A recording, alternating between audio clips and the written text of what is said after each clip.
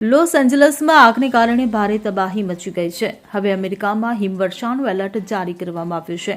7 કરોડ લોકોને freezing સ્ટોર્મનું alert આપવામાં આવ્યું છે. હવામાન વિભાગે લોકોની સાવચેત રહેવા અપીલ કરી છે.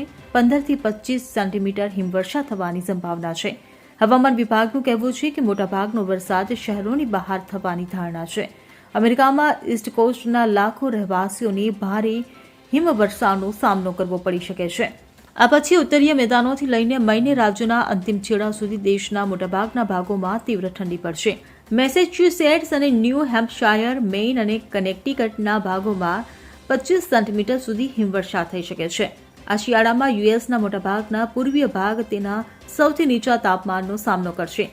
નોર્થ ડાકોટા અને મિનેસોટાના ભાગોમાં -40 ડિગ્રી સેલ્સિયસનો પવન પહેલેથી જ ફૂંકાઈ રહ્યો છે.